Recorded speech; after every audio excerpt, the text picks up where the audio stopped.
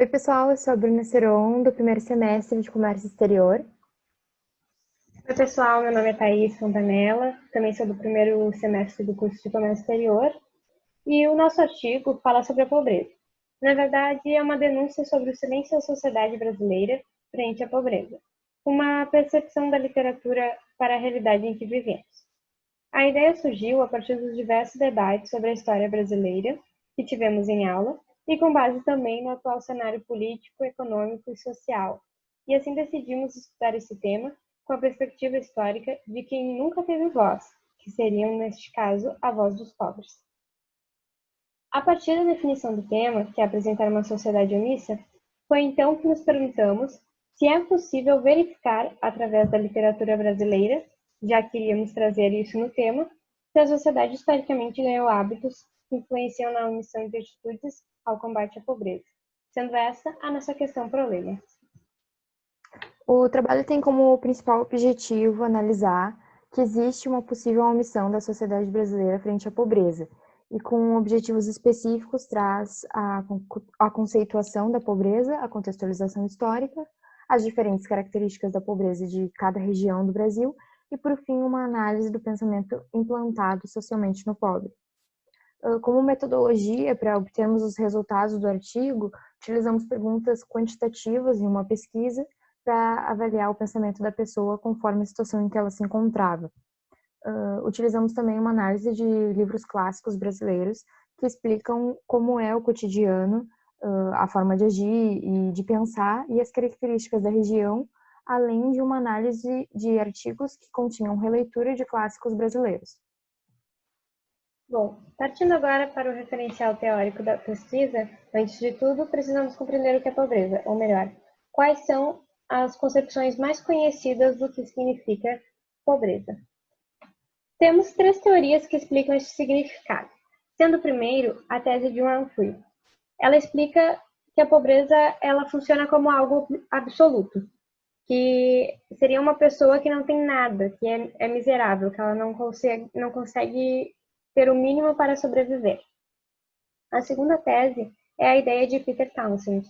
Ele explica que a pobreza é algo relativo, que ela só existe quando em uma sociedade existe algo para ser comparado. Ela só existe quando existe um patamar a mais para ter comparação, seja moral ou seja monetária. E por fim temos a teoria de Malthus. Malthus acredita que o pobre ele só é pobre por não se esforçar. Ele atribui à pobreza uma ausência de virtudes, vadiagem, preguiça e criminalidade. O Banco Mundial diz que está na linha da pobreza, que o Banco Mundial define através de uma linha. E essa linha é definida como uma pessoa que recebe menos ou US$ 1,90 por dia. Essa pessoa é considerada pelo Banco Mundial como se ela estivesse na linha de pobreza. Mas a ONU não concorda, explicando que a pobreza não é somente número, mas são também situações que apresentam faces de miséria, como a dificuldade no acesso à saúde, saneamento, água potável, alimentação, eletricidade e educação. Sobre a contextualização histórica.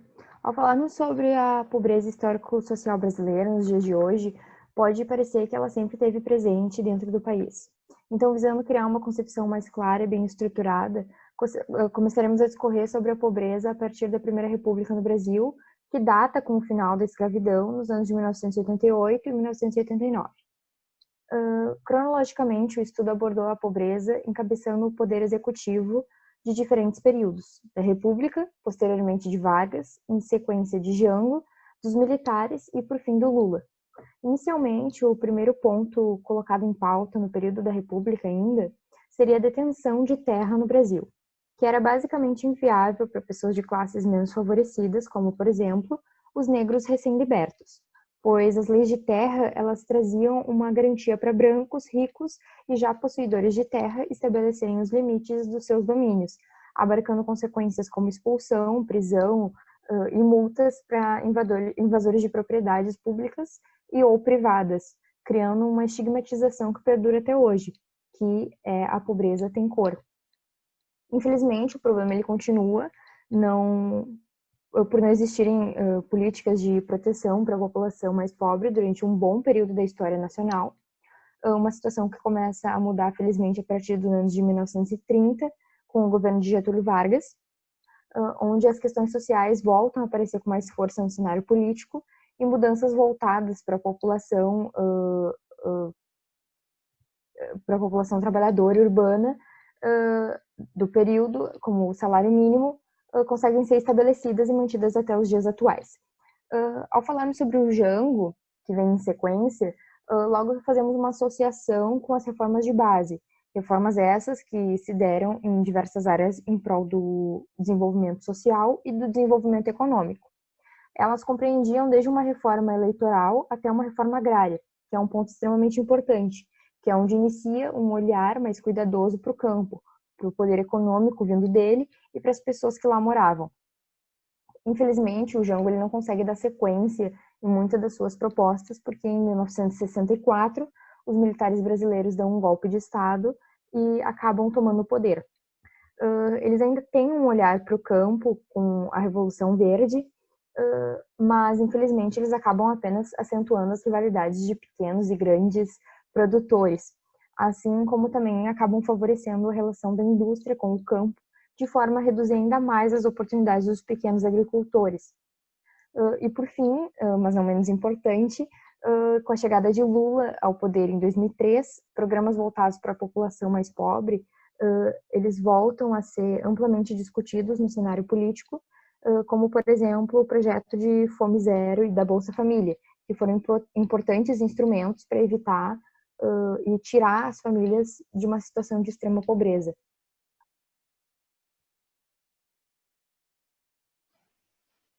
Tratando das regiões do Brasil, para compreender se existem diferenças entre as dificuldades e necessidades de cada região, iremos analisar cada uma em específico. Na região norte, devido à Amazônia abranger grande parte do local, a pobreza recebe destaque principalmente pela ligação com a natureza, e com isso, políticas públicas e serviços relacionados ao saneamento básico são extremamente inacessíveis. O Nordeste recebe um destaque na pobreza devido ao clima predominantemente seco, em maior parte da região, que gera secas. E nas cidades litorâneas ou centros urbanos, as percepções de pobreza desta região podem ser encontradas devido à desigualdade, causada pela marginalização dos mais carentes, que geram alta desnutrição e fome da região. Na região centro-oeste, um pouco parecido com a região norte, possui uma alta ligação com a natureza, mas isso deve-se à conexão com a cultura regionalista.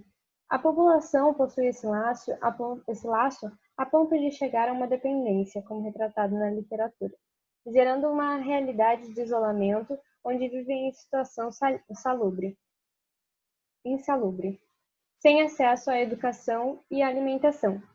A pobreza da região sudeste é muito caracterizada pela migração dos indivíduos de outros estados, que geram crescimentos exponenciais e mudanças significativas que, no fim, provocam a marginalização de uma parcela da população, desencadeando moradias e condições de vida desastrosas. Para a região do Sul, uma das regiões que mais tem avançado na redução da pobreza, referindo-se ao estado de Santa Catarina e Paraná, diferentemente do RS, que é caracterizado nas obras literárias por uma pobreza mais atrelada ao orgulho e identidade da população, justamente pela falta de desenvolvimento humano no interior dos estados, gerando assim uma necessidade de migração para os centros urbanos, criando uma situação precária devido à falta de amparo social. Sobre o pensamento implementado socialmente na população mais pobre, nós visamos compreender se ele realmente poderia ser reconhecido. E podemos retirar dois fragmentos claros sobre a avaliação dessa hipótese. Primeiramente, em Vidas Secas, com o personagem Fabiano, que deixa evidente um pensamento de um trabalhador sem muitas opções na vida, que submete-se e rebaixa-se a um patamar de animalização para seguir vivendo, inclusive trazendo um dos trechos do livro, abre aspas. Você é um bicho, Fabiano. Isto é, para ele, motivo de orgulho. Isso sim, senhor, um bicho, capaz de vencer as dificuldades. Fecha aspas. que é intencional e projetado, diferentemente das crianças entrevistadas pelo Câmara Record, que fizeram parte da nossa pesquisa, que vivem em palafitas em São Paulo, que infelizmente, ao serem questionadas sobre suas vidas naquele local de extrema insalubridade, elas responderam estar insatisfeitas com a situação em que vivem.